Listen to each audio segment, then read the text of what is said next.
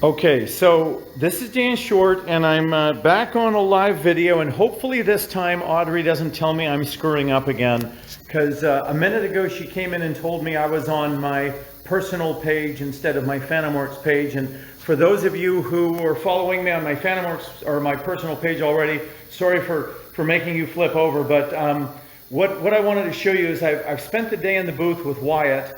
And we've been working on refining painting techniques, and I just want to show you what we got painted. But in order to really appreciate this, you need to see this car paint under the sun gun.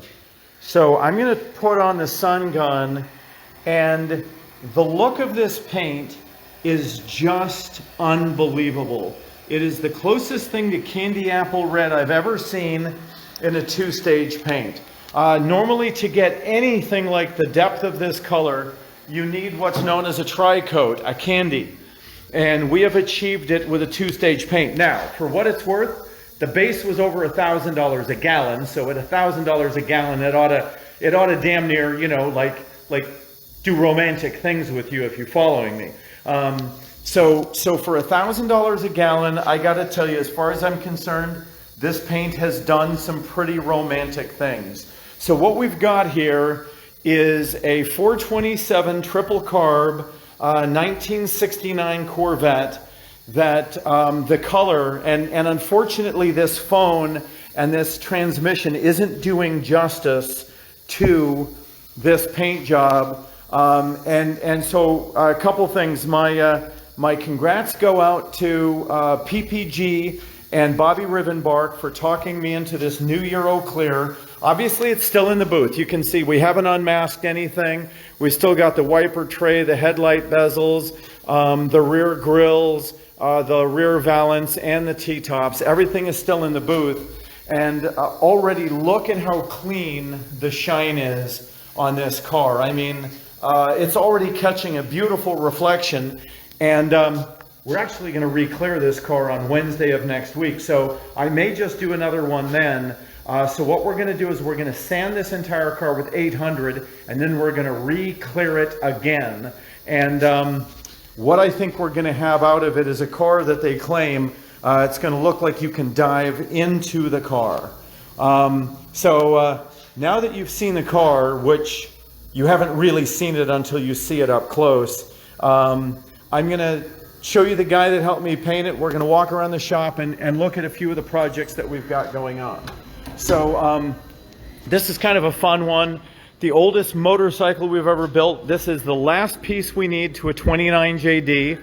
This is a 1950 Ford, and I'm going to be a little insulting here, I'm sorry, but as guys look at this and they say this is the best way to make a Ford run really great, and that is, yeah, I know, we threw an LS in it. Don't yell at me if you're a Ford fan. Look, I think Henry Ford was probably the single greatest auto manufacturer in the history of the world, but still, if you want it to run great, you're going to take a 1950 Ford and you're going to throw a Chevy motor in it. Unfortunately, guys, when it came to drivetrains following World War II, Chevrolet was killing everything. Now, here we've got Andy, who is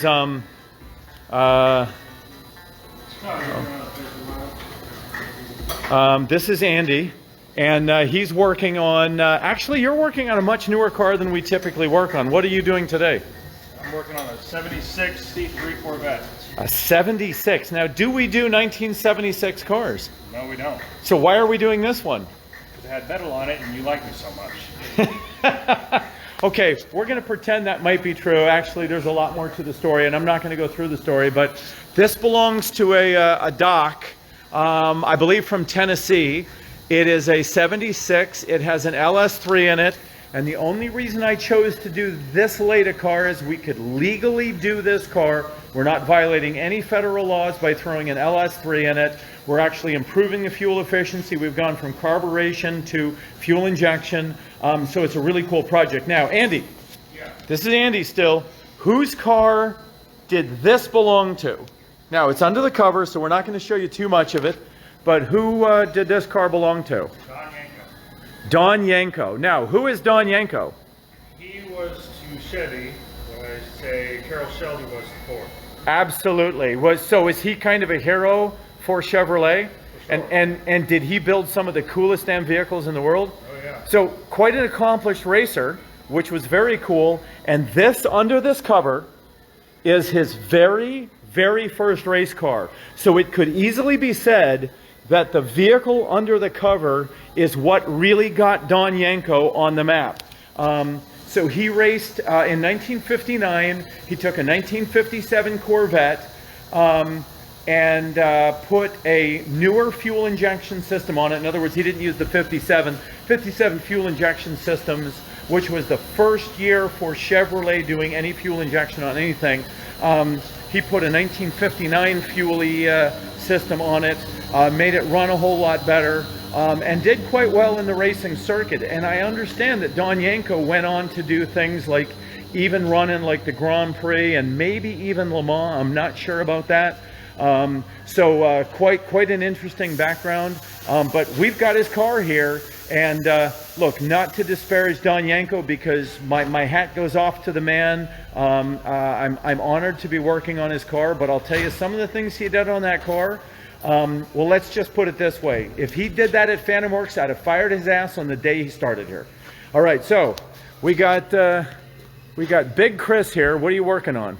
A 60 Corvette. A 1960. Now, what's special about this Corvette that's kind of cool that you're doing right here? It's got big brakes for one of these. It's got the higher horsepower motor. Oh no, it's pretty cool. Okay, so yeah, big brake car. And what did we learn about big brake cars on a 1960 Corvette? Can you, in fact, put the shoes on the car? What do you mean put the shoes on the car? Yeah. Should you put the racing shoes on the car? No, we found out that the racing shoes are very, very hard material made for the track. And it takes forever to break them in, and then they have to be really hot before they work for damn. So we ended up putting the regular shoes on it because it was in a little bit of a front end collision, and we didn't want to repeat that. So we wanted to make sure that the brakes were very good on this car. How bad were the brakes when this car came in? They were ugly. They had to watch my lane. When you stepped on the brake, it did the Texas two-step. Yeah. So is it going to stop a little better when it leaves? Oh yeah, it's going to stop a lot better. All right, very good. All right, Chris, well, thank you for the update, and we're going to go over and see Davey and see what Davey's doing, because I got a feeling Davey's mostly screwing off, but hang on. No, he's not. All right, he's going to show us his butt, though, apparently. Oh, by the way, hey, for those of you, Davey is supposed to be helping me get a fainting goat. So I need you all to write David and tell him that his family, who owns fainting goats, needs to get me one. I just want one female, and we're going to breed her. Not me personally. I'm not into that sort of thing with goats. I'm very happily married. But we want to breed a female fainting goat and create more little fainting goats because they're so cool. All right, so what you working on here? Whose car is this? This is the BB 57 Corvette. Okay, so it's Bob's 57. Yep, and I'm working on getting a fuel system set up on it, getting a fuel tank in it, new filler tube, and grommets and all that stuff. Just all the little pieces that you got to put in before you actually put the tank in. Now, Davey, you've been a mechanic quite a lot of your life. Yeah, most of my life. Yeah. But you haven't been here that long. No. What, almost 3 months? Yeah, so it's been a short period of time. You're still sort of an FNG around here, right? Yeah, I would say that. Yeah, but do you find that we do things a little bit differently than you generally are used to in shops? Yeah. And you got to think on the fly around here. Yeah. So it's like, how many books are there for what you do, for what you find here? I haven't seen one yet. Okay, good. And how many times have you looked up on AllData or ShopKey to get the answer to your question? Nothing. Yeah. So is this a little bit more challenging? And would you agree that this requires you to think as a human being far more than almost any other job you've ever had in terms of mechanics? Yes. Yeah. Yeah. Is that a good thing or a bad thing? Good. Okay. Builds character. Well, it builds something, right? Hopefully we'll build some cars too. Yeah, builds cars, builds calluses, build character. All right, very good. So what do you think? Is this going to be a pretty car when you get done with it? Yeah, it's going to be awesome. Yeah. It's got some pretty trick things going on over here that we had to make work. It got a disc front front disc brake kit. It's getting electric power assist brakes on it, so we've had to modify some things and make some stuff from scratch to make it all work. Okay, now we're going to paint that master cylinder so it. Oh no, that's right. Bob wanted it polished. Does he? He wants the polished master. Oh, that's right. So you manufactured this entire system here. Yeah. And from I mean, block of billet. well, and look, you know, some people say, okay, so you took a piece of aluminum, but the toughest part is, how do you know where you're going when you just look at a chunk of aluminum? How do you start from that and create the thing that you're after? That's actually the hard part, right? Is because you have to think three-dimensionally and actually know what you're going to build before you even start building it, right? What you want when you're done. Yeah. Okay. So do you see? I think this car now. Do you happen to know what is special about a '57 Corvette? No. Okay, Chris is going to show off one of the very cool things. 8 barrels of fuel going into 283 cubic inches. Very cool. Some people would say that that's overkill, but I don't think it's overkill at all. But what does the 57 hold that I believe no other American car has ever held before or since? It is the world's fastest car when it was made. There was no car in the world that would touch a 57 Corvette. Learn something new every day. That's pretty cool, isn't it? All right. So at this point, look, we got all sorts of cool stuff. Another LS conversion going into a 1969 Firebird. So Davey is working on getting some interior put back in it and recreating the dash with all new wiring. Actually, we have here a very cool car. A buddy of mine just left. I'm sorry that we didn't get a chance to talk to him. And yes, it is filthy. I mean, it is filthy on a level that almost transcends filth. But hang on, I got something very cool to show you. I'm going to put up the window on this side of the car. Hang on. There it is. Oh, listen to that. Now that needs some attention. Oh man, this window regulator needs work. Hang on, everything I've got to make that window go up. Now, who can guess what this scene is from? Now, a man named Flash built or did all the artwork on this. So what is this from? All right, let me see who's the first one to get it. Sean, you're in England. Craig, Detroit. Robert Cummings.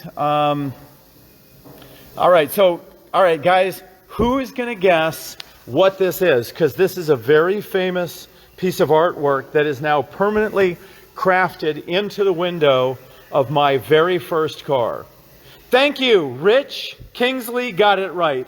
That is the Led Zeppelin 4 album cover, which is actually part of now my window. If you go over to the other side now in the back, we did just some cool, this was back in the late 70s, early 80s when you did this.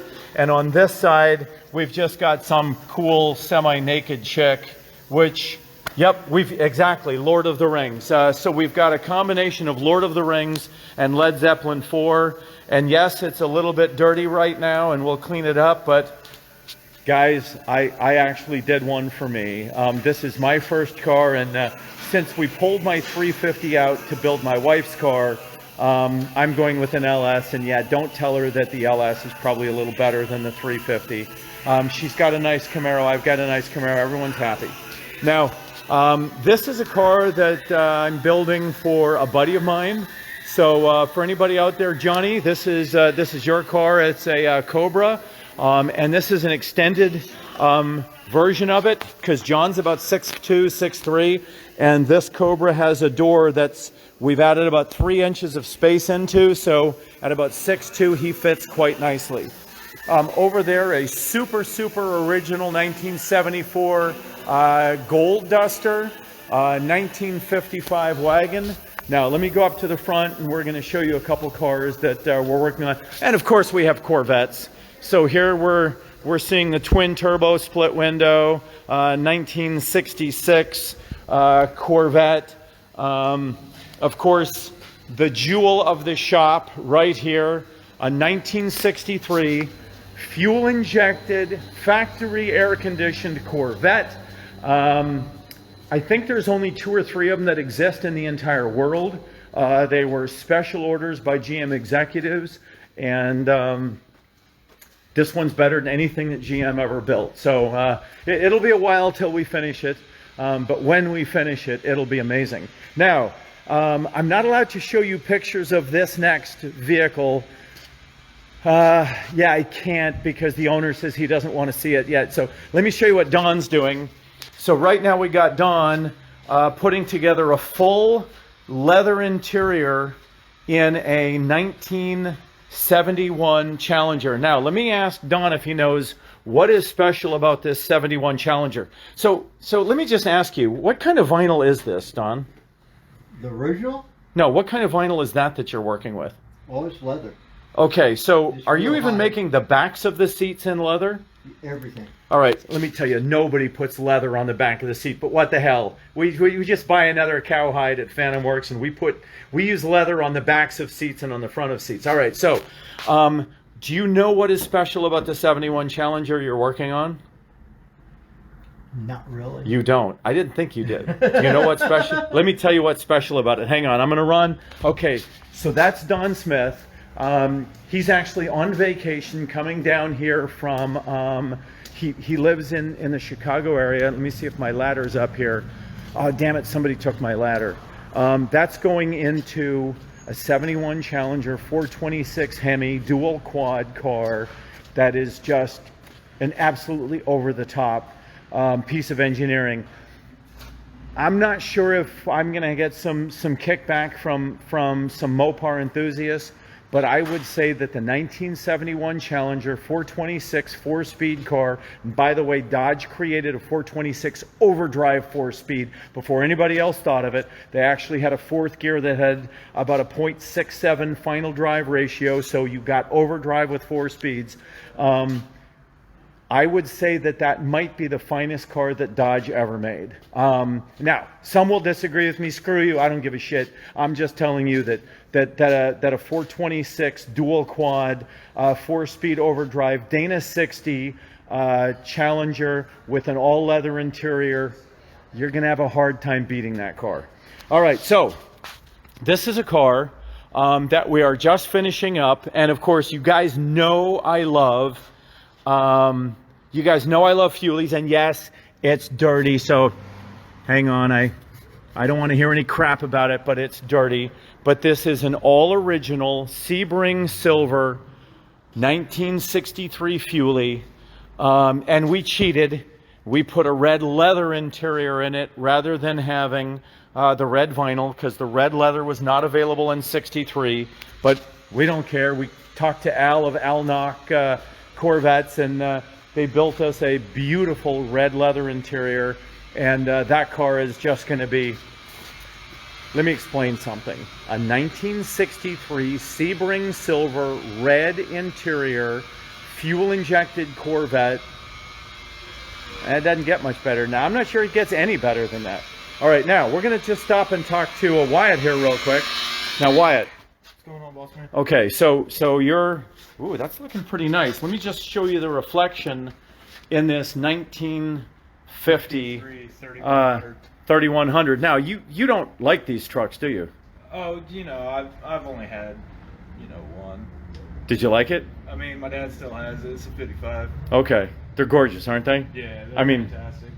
the lines on this. Now, which do you prefer? Because some people like the 3-window, others like the 5. Which is your favorite? I prefer a 3-window.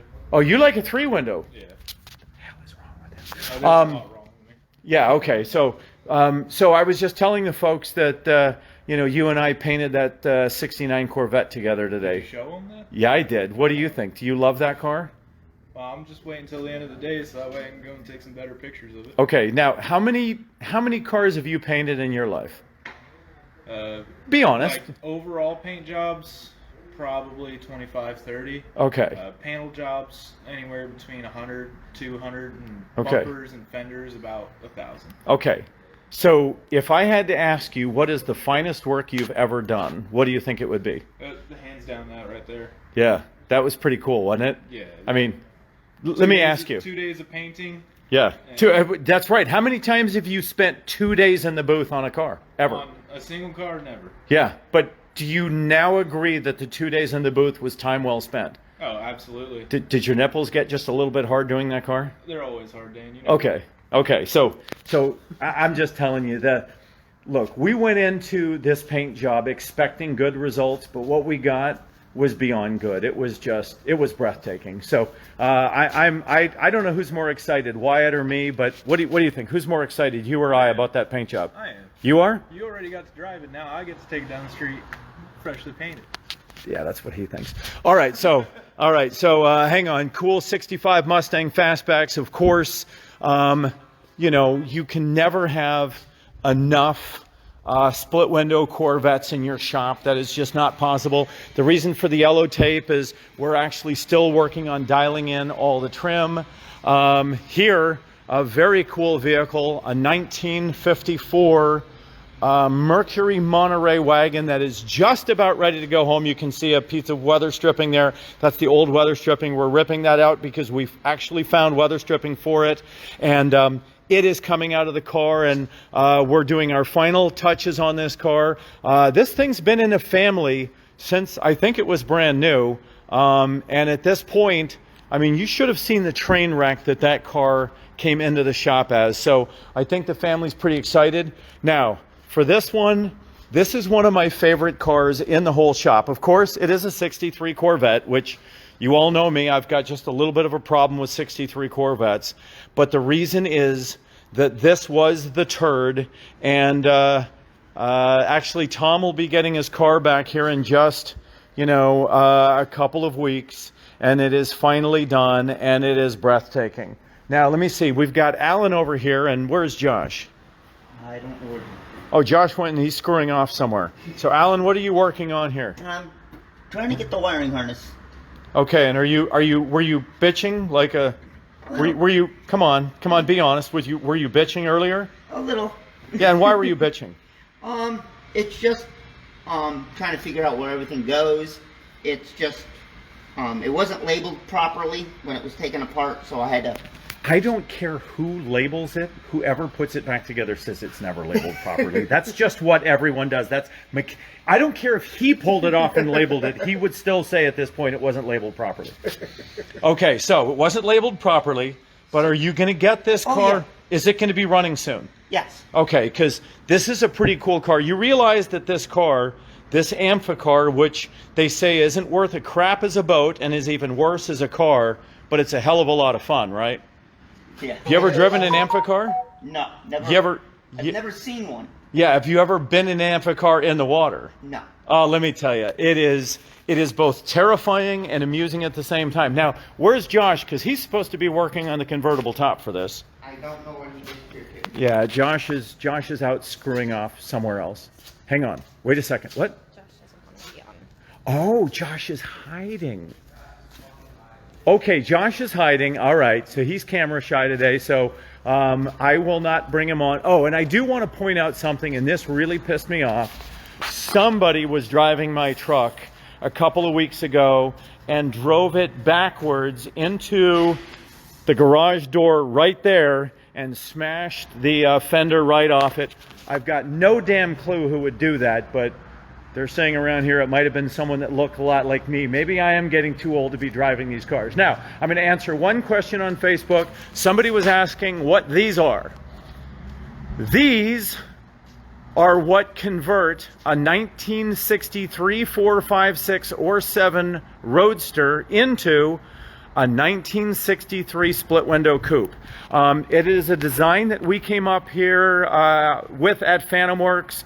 We actually have a patent on the design, and we convert roadsters into coupes. And the coolest part of all is in less than 5 minutes, you can take your split window coupe and turn it back into a roadster and go cruising topless. So pretty cool idea. A lot of people love it. We've got a few in the works right now for clients. I only like building about 3 or 4 a year because they really are a lot of work, but that's what those are. All right, folks, so let me see if there's one last question, and then I will... What color you painted the Corvette? Oh, what color is that? Hang on, let's go find out what color it is. It is an actual Ferrari color. It is an original Ferrari color. And what I like about it so much is that in order to get that effect, look, I've done candies before, but that's what you have to do to get that effect, is you have to shoot in a candy. And this paint is not a candy. It's a Spies Hecker, which is a very expensive brand. And this one is Rosso California Metallic, part number 256158. Now, let me tell you, it was 10 years of searching for that color. That when we went looking for the most beautiful candy red that was not actually a candy, and look, candies are almost their own nightmare, and I'm not a big fan of candies. So I looked for a paint that could create a candy effect without shooting a candy. In other words, it was a base clear. That's it. So if your wallet can afford about $1,200, and by the way, that is wholesale dealer cost on that paint. That ain't retail. Retail on that's probably $1,500, $1,600 a gallon. And then the clear that we shot on that was a Euro high gloss, really amazing clear. So you figure just for sealer, paint, and clear, you probably got $2,500.